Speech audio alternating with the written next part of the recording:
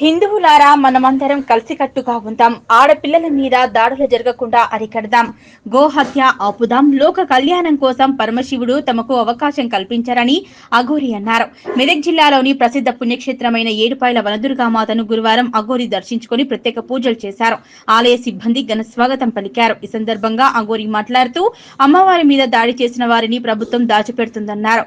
నమ్ముకున్న భక్తులకు వెన్నంటే అమ్మవారు ఉంటానన్నారు. माधवाय स्वाहा गोविंदाय नमः विष्णवे नमः मधुसूदनाय नमः त्रिविक्रमाय नमः वामनाय नमः श्रीधराय नमः ऋषिकेशाय नमः पद्मनाभाय नमः दामोदराय नमः संकर्षणाय नमः वासुदेवाय नमः प्रद्युम्नाय नमः अनिरुद्धाय नमः पुरुषोत्तमाय नमः धूक्षयाय नमः नरसिंहाय नमः अच्युताय नमः जनार्दनाय नमः उपेन्द्राय नमः हरे नमः श्रीकृष्ण परम ब्रह्मणे नमो नमः उत्तिष्ठ भूतविधाता येते भूमिभारका येते श्याम विलोभेन ब्रह्मकर्म समान भैवं पृथिव्याः मुक्तो वासुं सिद्धं मेरो पुरुष ऋषि कूर्मो देवता सुतलं छन्दः आसने विनि योगा उनन्दासनाय नमः प्रणवस्य परब्रह्म मंगले मंगलानि अस्मिन् वर्तमानं नाना गोत्राणां नाना नामधेयानां क्षेमस्थैर्य वीर्य विजय शिवगोत्रोद्भवस्य शिवा विष्णु ब्रह्म नामधेयस्य लोककल्याणार्थं नाना गोत्राणां नाना नामधेयानां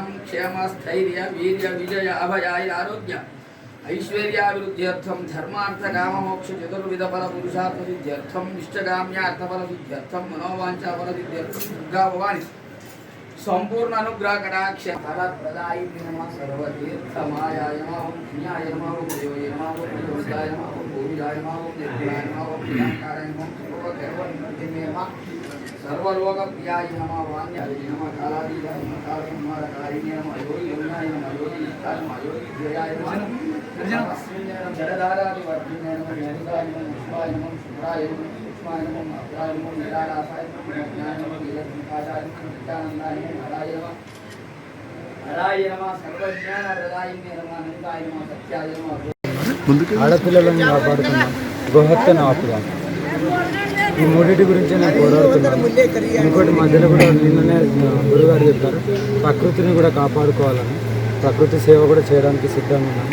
కుంభమేళ అయిపోయిన తర్వాత నా వంతు నేను ఎంత చేయాలో అంత చేయడానికి ఇంకా ముందుకు ప్రయాణం, ఇంకా ఎక్కువ సేవ చేయడానికి ముందుకు వస్తున్నాను. చాలామంది అఘోరులు కూడా రావడానికే ప్రయత్నిస్తున్నారు.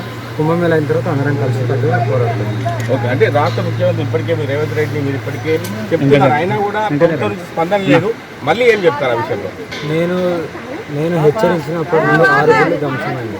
అది మీ విజ్ఞప్తికి వదిలేస్తున్నాను. ఇంకోటి ఏంటంటే ప్రజలకు నేను చెప్పదలుచుకుంది ఏంటంటే, హిందువులారా అందరం కలిసి కట్టుగా ఏదైతే గుళ్ళు కానీ మన సాంప్రదాయాలు కానీ మనమే కాపాడుకున్నాం. ఆడపిల్లని ఎలా రక్షిస్తామో అలాగే మనం రక్షించుకునే బాధ్యత మనకుంది. కలిసి కట్టుగా పోరాడదాం. ఓకే, ఎవరో వచ్చి కాపాడతారు అనేది భ్రమ, మనది మనమే కాపాడుకోవాలి. అంటే మీరు వచ్చే ప్రయాణం చేసే కారులో 5 లీటర్ల పెట్రోల్తో మీరు వస్తున్నారు, నేను ఎక్కడైతే భస్మం అవుతా అని చెప్పి ప్రధానంగా హెచ్చరిస్తున్నారు. కానీ భక్తులు అంతర్గతంగా ఒక క్షోభకు గురే అవకాశం ఉంది. ఆ విషయంలో భక్తులకు ఏం చెప్తారు మీరు? తండ్రి, నాకున్న భక్తులకు నేను అంటే లోకాన్ని వదిలేసి లోక కళ్యాణం గురించి వచ్చిన తర్వాత లోక కళ్యాణం చాలా రకాలుగా చేయొచ్చు. ఇక్కడ నేను నా శరీరంతో చేస్తున్నాను, ఇప్పుడు ఆత్మతో కూడా చేయొచ్చు కదా. అది కూడా ఒక లోక కళ్యాణం. శరీరం వదిలేసినా కూడా ఆత్మ అనేది ఇక్కడనే ఉండి వేరే రకంగా కూడా చేయొచ్చు లోక కళ్యాణం. నేను అదే అనుకుంటున్నాను. ఈ రకంగా కాకపోతే ఇంకొక ఉంటుంది. అంటే మీరు నమ్ముకున్న భక్తులకు ఏం చెప్తారు? ఎందుకంటే మీరు భస్మం అయితే అని చెప్తారు కదా, నమ్ముకున్న భక్తులకు ఏం చెప్తారు? నన్ను నమ్ముకున్న భక్తులకు నేను ఎప్పుడు కానీ విన్నంటూ ఉంటాను. ఒకవేళ పరమశివుడు వాళ్ళని కాపాడుతుంటాడు. నా వంతు నేను చేస్తున్నాను భక్తులకు. అది ఇప్పటివరకు అయితే నేను ఎవరికి అన్యాయం చేయలేదు కాబట్టి ఇంకా నేను ముందుకు వెళ్తున్నాను. అన్యాయం చేసిన వాళ్ళనేమో కూర్చోబెట్టున్నారు. ఇంకోటి కూడా నేను ఏమంటున్నా అంటే, ముత్యాలమ్మ గుడి కాడ కానీ ఇప్పుడు ఏదైతే గుళ్ళు జరిగినా వాళ్ళందరూ ఏడికి పోయారు, తప్పు చేసిన వాళ్ళు. ఎందుకు మనం అందరం ప్రశ్నిస్తలేం? దీని తర్వాత ఇప్పుడు నేను ముత్యాలమ్మ దగ్గరికే పోతున్నాను, గుడికాడికి. వాళ్ళు ఎక్కడున్నారు ఏంటనేది మాకు తెలియాల్సిన అవసరం కూడా ఉంది. అది తెలియకుండా మీరు దాపెట్టుకొని మీరు ప్రొటెక్షన్ ఇస్తే నాకెందుకు ఇలా చేస్తున్నారు? నన్ను ఎందుకు అడ్డుకుంటున్నారు? ఎవరైతే దాడి చేశారో అమ్మవారి మీద అతనికేమో ప్రొటెక్షన్ ఇస్తున్నారు. అది నాకు చెప్పాల్సిన అవసరం కూడా గవర్నమెంట్కి ఉంది.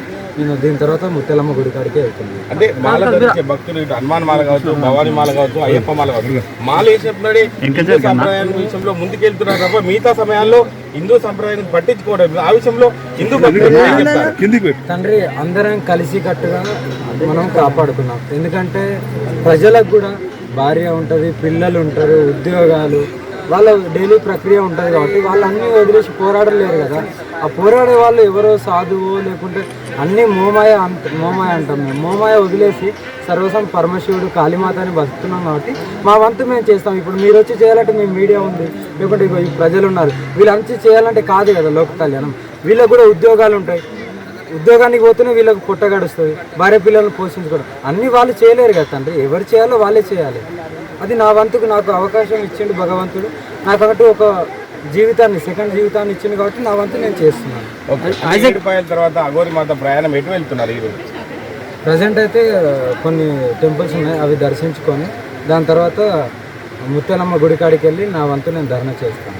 చివరగా రాష్ట్ర ప్రజలకు ఏం చెప్తారు మేడం? చివరగా హిందువులారా, మనం అందరం కలిసి కట్టుగా మన ఆడపిల్లల్ని, మన గోహత్యలు ఎక్కడెక్కడ జరుగుతున్నాయి మన కళ్ళ ముంగట్నే మనము స్పందించట్లేదు. అక్కడ స్పందించి గోహత్యను ఆపి, ఆడపిల్లల మీద దాడులు జరుగుతున్నాయి వాటిని ఆపి, ఇట్లా విగ్రహాలను కూడా ధ్వంసం చేస్తున్నారు కాబట్టి వాటిని కూడా మనం కాపాడుకునే బాధ్యత మనకుంది. అందరం కలిసి కట్టుగా పోరాడదాం. జై మహాకాల్, హర హర మహాదేవ్, జై సనాతన్ ధర్మం.